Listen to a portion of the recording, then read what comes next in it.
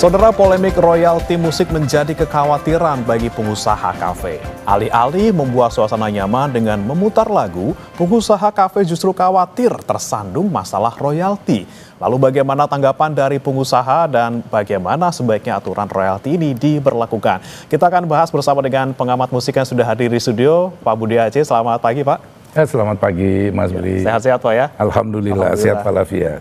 Kemudian dari sambungan daring saudara juga ada hadir Ketua Perhimpunan Hotel dan Restoran Indonesia atau PHRI, Haryadi Sukamdhani, serta Ketua Lembaga Manajemen Kolektif Nasional, Dharma Uratmangun yang akan bergabung nanti. Saya sapa dulu Pak Haryadi. Selamat pagi Pak Haryadi.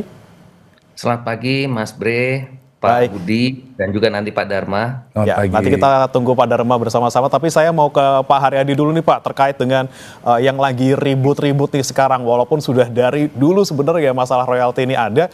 Kemudian bagaimana kalau dari PHRI sendiri? Ada berapa nih anggota PHRI yang memang sudah sudah bayar royalti gitu? Ada berapa juga yang belum kira-kira Pak? Anggota kita itu sekitar 4.000 lebih ya Mas ya. Nah, saya tuh belum ada data persisnya berapa yang sudah mereka itu mengikuti mengikuti pembayaran royalti baik secara tahunan maupun bulanan. Tapi yang kami lihat dari pembicaraan dengan Badan Pengurus Daerah itu memang keluhan dari anggota-anggota kami yang tersebar ini itu memang rata-rata itu mereka merasa keberatan dengan besaran tarif. Satu itu, kedua juga mereka merasa keberatan karena ditagih yang berjalan sebelumnya gitu loh Mas. Nah itu juga jadi masalah karena tidak ada invoice-nya, tiba-tiba ditagih, termasuk salah satunya kemarin jadi rame itu kan mie gacuan ya. Nah itu jadi ada yang permasalahan, yaitu satu mengenai besaran tarif, kedua mengenai penagihan dalam suatu kurun waktu yang jumlahnya itu signifikan, dan ketiga dari sisi mereka juga melihat fairness-nya terhadap si musisi sendiri gitu loh, karena kan kami ini kebetulan 70 menurut Federasi Serikat Musisi Indonesia Mas ya, itu mereka pernah nyampaikan hampir 75% anggota mereka itu bekerja atau mencari penghasilan dari Horeca, hotel restoran cafe gitu. Nah itu mereka juga berinteraksi juga dari pandangan teman-teman pelaku usaha ya, itu juga merasa kok nggak fair ya kita ditarik sekian banyak tapi distribusinya itu ternyata tidak sebesar apa yang diharapkan. Bahkan dari satu grup musik besar pernah nyampaikan kepada saya hanya terima 300.000 setahun gitu kan. Nah itu jadi ada rasa solidaritas gitu kelihatannya gitu ya. Nah yang keempat, memang dari mungkin juga pemahaman mengenai royalti ini yang di akar rumput kita itu memang kurang dalam arti kata karena mereka bisa memutar musik dari mana-mana, bisa dari Spotify, YouTube musik dan sebagainya. Jadi mereka merasa ini kan sesuatu yang udah menjadi public domain gitu. Nah itu sih sebetulnya permasalahannya, dan kami dari awal sudah menyampaikan kepada anggota kami, pokoknya kalau kalian memang merasa keberatan ya udah nggak usah ada musik sama sekali, declare aja tidak masang musik. Sebetulnya kami juga sudah melakukan himbauan atau sosialisasi seperti itu daripada nanti bermasalah dengan masalah hak cipta. Demikian Mas. Tapi kalau misalnya dari 4.000 anggota PHRI ini Pak Haryadi, kira-kira memang apakah mereka ini sudah tahu semua atau sebenarnya tadi di akar rumput itu sebenarnya banyak juga mereka yang belum tersosialisasi, atau bahkan beberapa yang saya lihat juga di beberapa media lain mereka mengaku loh selama ini saya nggak tahu, saya puter-puter aja karena kan saya sudah taunya udah bayar platform digital, udah langganan gitu ya udah, tapi mereka baru tahu ternyata harus bayar copyright ya, seperti itu. Iya, ya kalau misalnya kita bicara seperti itu Mas ya, sebetulnya karena udah lama ya dari PHRI melakukan MOU dengan LMKN itu sejak 2016. Sebetulnya sih kalau kita bilang sosialisasi yang sudah kami lakukan juga sudah sebetulnya. Nah tapi kan yang masalah itu adalah banyak juga yang mungkin anggota kami juga ya, dan sebagian besar yang bukan anggota kita, terutama yang di restoran kafe Mas, itu memang mereka nggak paham ya, mereka nggak tahu gitu loh. Jadi ketidaktahuan, jangan dilihat anggota PRI hanya 4.000 ya, karena kalau kita bicara hotel aja ada sekitar 34.000 unit Mas usaha di Indonesia. Kalau kita bicara restoran tuh ada 1.200.000 unit usaha di Indonesia. Jadi besar sekali ininya apa namanya cakupannya. Nah, itu memang belum semuanya paham, dan mereka terutama yang terkaget-kaget itu adalah saat ditagih ke belakang, sebetulnya itu yang membuat mereka shock kan, tiba-tiba ya kasus kayak Mega Cuan ditarik ke belakang langsung dipidanakan gitu. Nah, itu yang menimbulkan reaksi yang sangat keras. Dan sekarang ini memang kami melihat bahwa ada suatu eh, solidaritas di antara mereka. Ya udah deh kalau begini, daripada rame-rame udah kita tidak memutar musik seperti itu. Walaupun itu sudah kami sampaikan sejak tahun 2016. Ya udah kalau kalian nggak mau bayar, udah declare aja, nggak usah memutar musik. Nah, tanya ini menjadi suatu gerakan yang semakin besar nih Mas Pri. Jadi saya pun juga merasa prihatin. Aduh, kalau begini nih, ya bagaimana ya kalau kalau kalau apa eh, usaha kita di Horeca itu ya nggak ada musik juga nggak apa-apa juga sih, nggak ada pengaruh. Tapi kan kalau itu berpengaruh, terutama di sini juga yang menimbulkan kekhawatiran adalah yang live performance atau yang home band Mas. Oke. Home band itu akhirnya mereka sekarang nggak berani panggil home band. Itu yang saya prihatin. Jadi kalau ini masih ada home band itu yang 75% anggota Fashmere di sana Mas.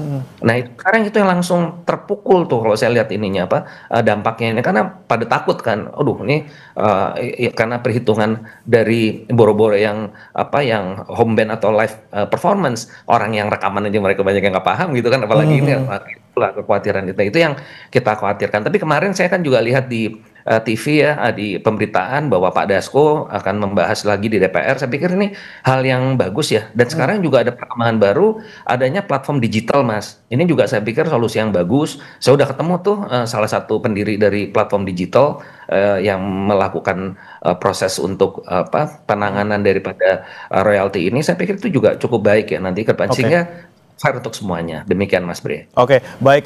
Saya akan sapa dulu Pak Dharma Uratmangun, sudah bergabung bersama kami, Ketua LMKN. Selamat pagi, Pak Dharma. Selamat pagi juga buat Mas Haradi Sukamdhani. Selamat pagi, Pak Dharma.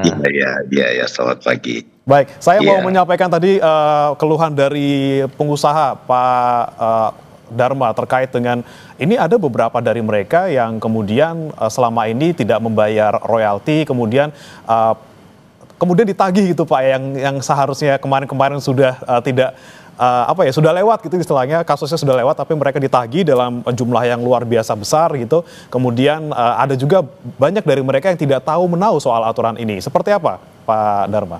Jadi ya, terima kasih. Kita kan mengikuti masalah ini sudah dari dulu. Jadi ada juga narasi yang dibesar-besarkan. Saya sebut aja seperti Mega Cuan. Mega Cuan itu sejak 2022 kita sudah hubungi gitu. Jadi bukan baru ujuk-ujuk sekarang itu langsung dipidanakan, nggak begitu sama sekali. Itu tidak betul itu. Itu yang pertama.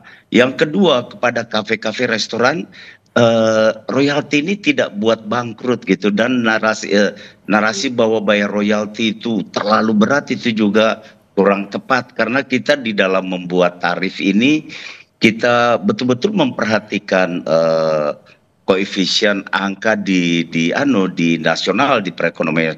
Bahkan UMKM pun kita menghitungnya 60%. Jadi tarif kita ini paling rendah saya mesti bilang paling rendah dibanding dengan negara-negara lain di dunia. Pertama sekali kita bandingkan dengan negara-negara ASEAN, kita bandingkan dengan negara-negara lain di dunia gitu. Jadi sekali lagi jangan takut untuk bayar royalti, nggak mencekik kok gitu. Nah, ini kan ada netizen atau juga kita pahami ada narasi-narasi yang terbangun justru salah gitu. Nah, kita saling meluruskan. Nah, yang berikutnya, kami ini sejak kemarin sampai hari ini saya masih ada di Bogor, kita sedang merevisi tarif. Tapi kan sebelum tarif baru kan tarif yang lama yang tadi Pak Sukamdhani menyampaikan bahwa sudah sejak 2016 itu sudah berlangsung seketika Undang-Undang Hak Cipta 2014 itu ditetapkan. Jadi bukan sesuatu hal yang sangat menakutkan gitu. Enggak juga kok. Kami ini kan pelaku-pelaku seni juga yang bermartabat, yang atau Toto Kromo, dan memang harus diakui bahwa pencipta lagu, pemusik ini kan termarginalkan sekali gitu. Hak-hak mereka kan harus dilindungi gitu. Ini menyangkut industri peradaban bangsa loh. Pak Dharma, ini kan memang Anda katakan juga dari beberapa pernyataan Anda di media sebelumnya juga memang tarif kita ini tarif royalti yang paling rendah gitu ya. Kita bicaranya tarifnya rendah gitu dibandingkan negara lain. Tapi masih ada tadi kata Pak Haryadi yang merasa bahwa tarif ini masih terlalu mahal gitu. Apalagi kan dihitungnya per kursi 120.000 per tahun gitu ya, dengan tidak melihat mungkin skalanya gitu, skala usahanya seperti apa. Nah, ketika Anda melihat Pak Dharma, ada skala yang berbeda, misalnya usaha yang A seperti ini, usaha B seperti ini, dengan tarif yang rata seperti itu. Bagaimana kemudian keadilan tarifnya ini, Pak? Iya, kita membicarakannya, dan oleh karena itu nanti saya pastikan ya tanggal 11-12 nanti kan kita mengundang seluruh stakeholders juga, termasuk sahabat-sahabat PHRI, asosiasi televisi, kemudian asosiasi promotor dan lain sebagainya, untuk kita duduk bersama-sama merumuskannya lagi, lalu kita minta untuk di SK-kan gitu. Jadi ini kan sudah melalui pembicaraan panjang. Misalnya saja hitung kursi 120.000 satu kursi untuk 1 tahun, di situ itu bisa dimainkan 1 juta lagu atau 10 lagu atau 5 juta lagu dalam 1 tahun, terserah gitu. Jadi kan cukup ya gitu. Oke, jadi tarif 60 plus 60 ini sebenarnya sekali lagi masih terhitung murah gitu ya Pak ya, tapi nanti perlu dibahas lagi kemudian apakah tarif ini perlu disesuaikan atau tidak. Tapi kemungkinan bakal turun nggak nih Pak kalau sudah dibahas itu Pak? Kita lihat inflasi lain sebagainya, dan harga naik terus, tapi pencipta lagu mau diturunin terus gitu, termarginalkan. Oke. Ya kita harus bicara, kita harus. Tapi yang saya mau bilang, ya kalau nggak begitu ya jangan pakai lagu. Itu jangan pakai musik. Aja. Kalau tidak mau bayar tidak usah pakai musik gitu ya Pak ya. Tadi seperti kata Pak Haryadi juga. Oke, baik, saya kemudian saya ke Pak Budi dulu nih. Pak Budi, kita kan lihat ini masalah royalti sepertinya tidak selesai-selesai gitu ya. Dari zaman dulu sampai sekarang, yang kita mungkin dari dulu masalahnya kalau fisik kan nggak terlalu gimana ya, orang udah beli dengan fisiknya, oke, itulah uang yang diterima oleh musisi. Tapi sekarang dengan bergeser ke digital, ini kemudian banyak sekali yang kemudian masih memasalahkan gitu. Di digital ini susah sekali dapat royaltinya, apalagi dengan yang performing rights kemarin yang Ars Monica, kemudian Vidi Aldiano.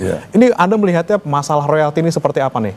Iya, terima kasih banyak Kompas TV, Mas Bre, Bung Dharma dan juga Mas Haryadi. Apa yang kita lihat hari ini sebetulnya itu menunjukkan bahwa ada ketidaksamaan dalam cara pandang terhadap royalti.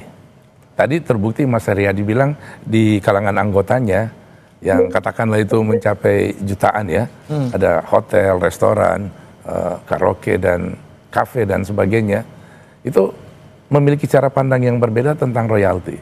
Lalu tadi Bung Dharma juga bilang bahwa angka yang disajikan ini relatif murah dibanding Jepang, Korea, dan juga Australia, tetangga kita. Apalagi dibanding dengan Amerika misalnya. Tapi menurut hemat saya, maka saya nggak ingin ngajak mundur untuk memikirkan soal royalti ini. Tapi menurut saya, cikal bakal sumber masalah dari royalti kita hari ini, yang kalau kita ngelihat undang-undang dirilis 2014, itu justru ada pada cara pandang kita. Jadi mindset masyarakat, semua pelaku industri musik, para pencipta lagu, musisi dan sebagainya, semuanya itu melihat royalti ini dengan cara pandang yang berbeda-beda. Ada ketidakseragaman, sehingga menurut saya problem pertamanya yang harus diselesaikan, kalau pemerintah merasa bahwa industri musik ini penting untuk diselesaikan, maka yang harus dilakukan pertama kali adalah bagaimana memberikan edukasi yang seragam. Kemarin saya ikut hadir di pertemuan LMKN FGD yang dilaksanakan oleh LMKN di Bogor, bicara tentang tarif. PIU mengemukakan gagasan dari teman-teman aksi. Saya memberikan pertanyaan, saya bilang, PIU, teman-teman aksi, kalian memilih mana? Kita memperbaiki sistem yang ada, tapi angka tetap 2%, atau 2% ini performing rights ya, atau 2%-nya kita rubah, kita naikin. Teman-teman di daerah, katakanlah di anggota PAPRI di seluruh Indonesia nih, saya kebetulan humas di PAPRI, itu ada keinginan untuk menaikkan tarif dari 2%, katakanlah sampai 5%. Kalau menurut Pio nggak perlu, tarif 2% itu udah bagus. Udah cukup ya? Iya cukup, tetapi pelaksanaan sistem yang sedang berlaku ini yang harus dilaksanakan dengan baik. Nah, apa yang menjadi poin dari PIU adalah soal transparansi, keadilan dalam pembagian dan sebagainya. Nah, ini kan ada perbedaan cara pandang. Perbedaan cara pandang ini tuh tumbuh berkembang di masyarakat. Bayangkan kita punya 38 provinsi dari Aceh sampai Papua, pasti sangat tidak seragam dalam melihat royalti. Lalu apa jalan keluarnya? Nah, menurut saya adalah ya pemerintah harus turun tangan. Apakah Kementerian Hukum, mungkin Kementerian Hukum akan memberikan edukasi tentang masalah hukum bersama LMKN. LMKN udah berjalan, udah panjang. Hampir setiap saat saya melihat LMKN melakukan edukasi melalui luring, daring, dan sebagainya, diskusi dengan anggota, dengan beberapa elemen di masyarakat, ekosistem terkait gitu. Tetapi pemerintah juga harus turun. Bahkan menurut saya salah satu departemen yang perlu urun rembuk untuk membantu problem ini, di mana ada terjadi perbedaan pandangan terhadap royalti di masyarakat, adalah Kementerian Kebudayaan. Dan saya pernah menyampaikan ini ke Pak Fadlizon, tolong dibantu Kementerian Hukum, teman-teman di LMKN dan seluruh ekosistem di industri musik ini, sehingga pandangan kita terhadap royalti ini tuh jadi seragam. Kalau ingat di zamannya Soeharto dulu, bagaimana soal keluarga berencana itu disosialisasikan itu oleh Kementerian Kebudayaan di eranya Daud Yusuf. Nah, kenapa royalti tidak gitu ya? Kalau misalnya KB bisa, kenapa royalti tidak? Dan kita kan ngerasa ini sangat penting banget. Dan terus terang saya mungkin ya perlu dihindari ya Mas Haryadi ya, kata-kata yang cenderung menunjukkan sikap pesimis. Ya udah, kalau misalnya kita harus berbayar, daripada kita nggak sanggup bayar, kita nggak usah mutar lagu. Menurut saya itu juga sebuah langkah yang tidak cerdas, karena kalau itu dilakukan, negara ini kehilangan begitu banyak potensi ekonomi. Coba bayangkan ada jutaan hotel, kalau semua hotel nggak muter lagu, restoran, kafe, nggak ada yang bayar royalti gitu. Nggak ada yang bayar royalti. Apa bedanya dengan kalau tiba-tiba buru-buru di pabrik mogok kerja? Sama kira-kira. Baik. Nah, ini menarik saya ke Pak Haryadi. Kemudian kalau misalnya tadi teman-teman yang memutuskan untuk tidak mau bayar royalti, ya udah tidak usah bayar, tidak usah mutar musik sekalian. Bagaimana nih Pak Haryadi? Apakah memang sebenarnya kalau misalnya di tempat-tempat yang tidak ada live musiknya, pemutaran musik ini sangat berpengaruh untuk ambience, kemudian bagaimana bisa menarik pengunjung lebih banyak lagi, Pak Haryadi? Ini meluruskan dari Pak Budi tadi ya. Jadi intinya gini kan, tadi Pak Dharma juga nyampaikan, kalau kita menghadapi orang yang mungkin punya pandangan tersendiri, kan kita susah ngomongan, ribut aja ya kan, muter musik iya tapi nggak mau bayar iya lah, kan repot gitu kan. Nah, makanya waktu itu kami sampaikan ya, kalau nggak mau ribut udah deh gitu loh, declare aja, nggak usah muter musik, maksudnya gitu Pak Budi. Nah, tetapi kan kita melihat ke depan ya, saya setuju lah ini yang namanya musik ini kan adalah karya yang perlu kita apresiasi, itu kita setuju. Dari awal dulu saya udah sampaikan di 2016, kalau nggak ada platform digital ini pasti bakal rame terus, karena yang namanya musisi ngerasa tidak fair, yang namanya perusahaan itu juga ngerasa tadi ada soliditas, karena menurut Resmi tadi saya ceritakan 75% itu adalah mencari nafkah, teman-teman musisi mencari nafkah di Horeca dan sebagainya. Nah, saya melihat di sini ya menarik ya, karena ternyata sudah ada nih platform digital yang kami juga menaruh harapan besar. Karena dengan platform digital ini, itu semua akan fair, Mas Breda, Pak Dharma dan Pak Budi ya. Itu distribusinya jelas. Saya kemarin sudah ditampilkan tuh Pak Dharma, tapi saya nggak sebut namanya deh, soalnya nanti itu mitra kita juga itu, kita udah sign. Saya sudah lihat, wah saya bilang cakep nih, saya bilang besok saya akan Zoom meeting dengan seluruh BPD PRI se-Indonesia. Jadi kita tentu ada terobosan lah. Saya yakin kita bisa. Nah, manakala platform digital ini dengan mudah diakses, yang ikut akan banyak dan distribusinya akan adil karena itu kan terrecord semua, lagunya siapa yang diputer segala macam kan kelihatan semuanya, transparansinya ada. Bahkan kemarin saya tanya tuh Pak Dharma, itu kalau live performance gimana Mas gitu, karena seperti yang Mas Piu tadi keberatan kan Pak Budi tadi, oh ini bisa Pak, live performance juga ada ininya apa, ini formatnya ada. Nah saya rasa sih mudah-mudahan ini salah satu titik temu lah ya kita ini. Nah nanti mungkin di satu titik juga mengenai tarif itu bisa menjadi lebih apa kompetitif. Saya tuh tadi pagi baca ya ceritanya apa sebagai referensi aja bagaimana QRIS bersaing sama Master dan Visa. Master dan Visa tuh ngecharge 3,5% Pak. Itu cuman 0,7 kalau saya nggak salah QRIS itu. Ya semua orang pindah ke QRIS lah. Anggotanya 38 juta orang sekarang yang menggunakan. Nah, jadi maksud saya ini nanti akan menjadi solusi gitu Pak Dharma Pak Budi, daripada kita ribut. Emang dari awal kan saya bilang blanket itu udah nggak bener lah, blanket tuh zaman purba lah, masa orang di blanket gitu. Iya kan, apa ada yang komplain tuh yang namanya satu grup besar, saya cuma dibayar 300.000 staff. Seperti itu. Jadi ini yang kemudian nanti saya tanyakan ke Pak Dharma nih Pak, kemudian yang dibahas sudah apa saja, poin-poin apa yang kemudian bisa menjadi titik temu, kemudian keadilan bagi seluruh pihak, baik pengusaha maupun musisi. Tapi jangan kemana-mana dulu Bapak-Bapak, kita akan bahas usai jeda berikut, tetap di Sapa Indonesia Pagi.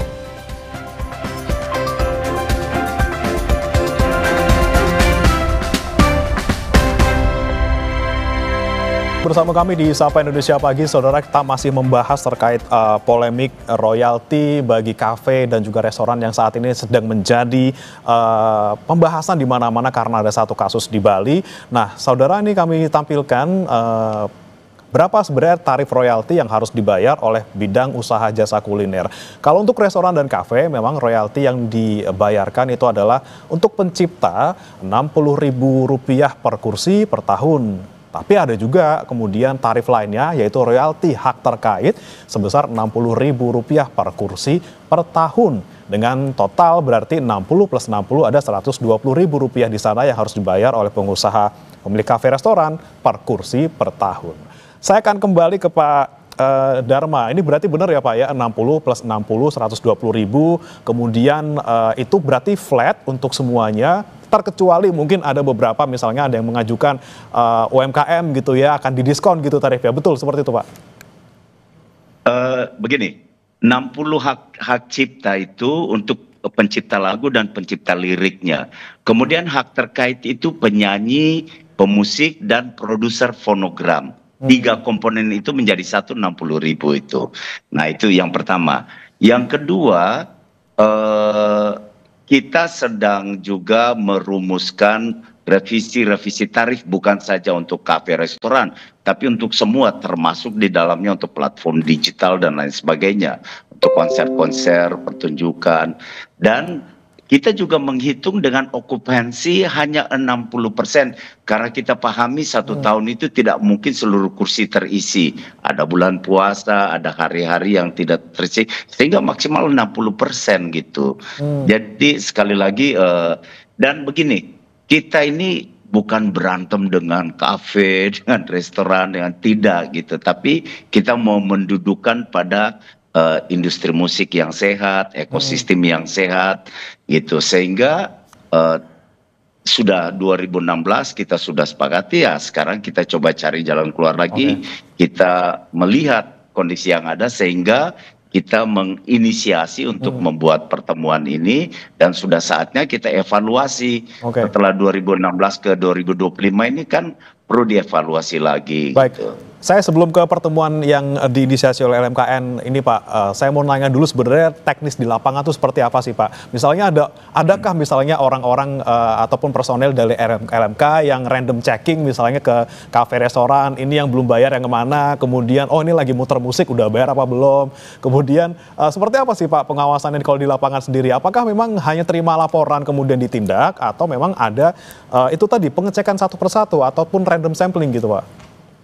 Ada cara pengawasan. Bahkan kita sudah beranjak untuk menggunakan teknologi AI, dan kita sudah melakukan pertemuan hampir 2 tahun ini dengan salah satu perusahaan dengan teknologi bertaraf dunia untuk juga mendeteksi di tempat-tempat mana, bahkan juga kita akan membantu untuk dia pengecekan dengan AI, dan setiap lagu yang dimainkan itu kita bisa mendapatkan data yang lebih real lagi. Tadi sudah disampaikan Pak Haryadi, kita punya partner, misalnya ada yang sudah kita kerjasamakan, yang sudah masuk ke hotel-hotel restoran. Nah sekarang kita juga untuk pengawasan dan lain sebagainya, pencatatan untuk distribusi dan juga memudahkan semua pihak. Kita sudah di tahapan mau kerjasama, tapi sudah penjajakan udah hampir 2 tahun ini dengan teknologi AI. Ada salah satu perusahaan yang berbasis di teknologi yang sangat mumpuni di dunia gitu. Dan saya sudah bolak-balik ke salah satu negara di dunia, untuk di Cina lah. Dan kita sudah bekerja sama untuk memantau dan memberikan kemudahan.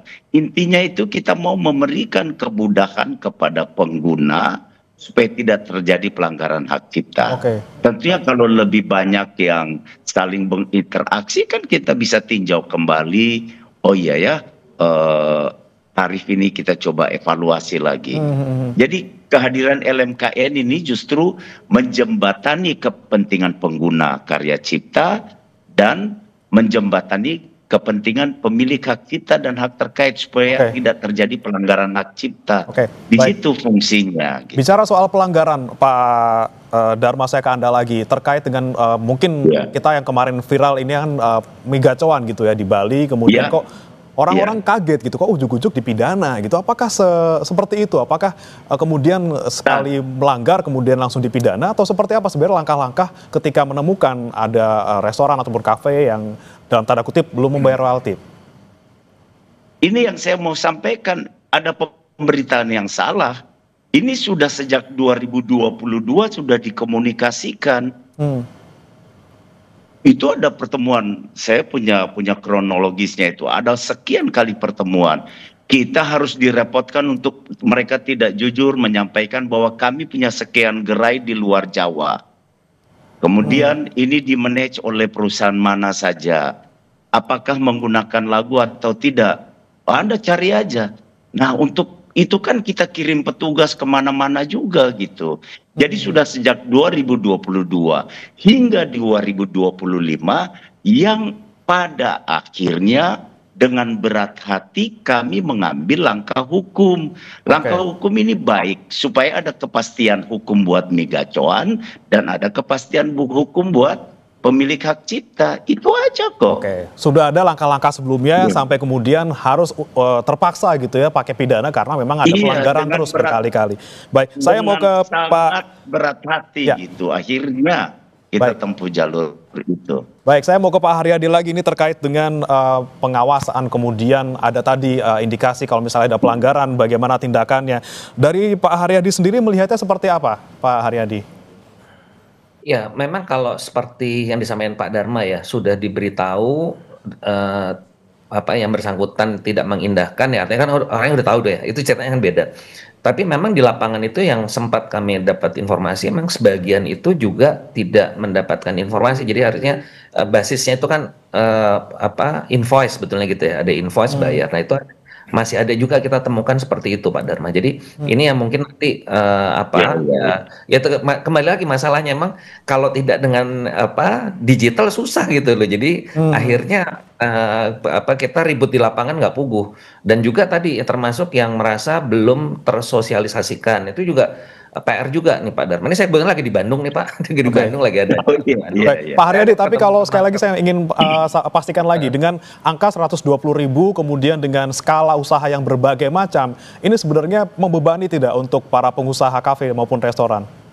Saya susah ya Mas ya menyampaikan apakah iya apa enggak itu, karena itu kan kembali lagi kepada masing-masing unit usahanya gitu kan. Ada yang merasa bahwa oke nggak ada masalah gitu, tapi ada juga yang merasa itu berat. Nah kan saya susah juga ngomong kan, makanya tadi saya sampaikan Pak Dharma juga sama mungkin, kalau udah kayak gitu udah, kalau memang keberatan semua udah nggak usah muter aja gitu loh, sekalian declare gitu kan. Jadi ini juga tadi penjelasan ke Pak Budi. Jadi kadang-kadang kita di lapangan sulit ya ini karena orang punya perspektif yang berbeda-beda. Ya. Dan juga memang mungkin masyarakat selama ini mudah kan mendapatkan musik itu kan melalui digital tadi, bisa Pak melalui YouTube, Spotify dan sebagainya yang mereka langsung mereka tampilkan di publik. Walaupun misalnya saya ambil contoh Spotify itu udah declare dia hanya untuk individual, dia bukan untuk bisnis gitu untuk kan. bisnis, betul.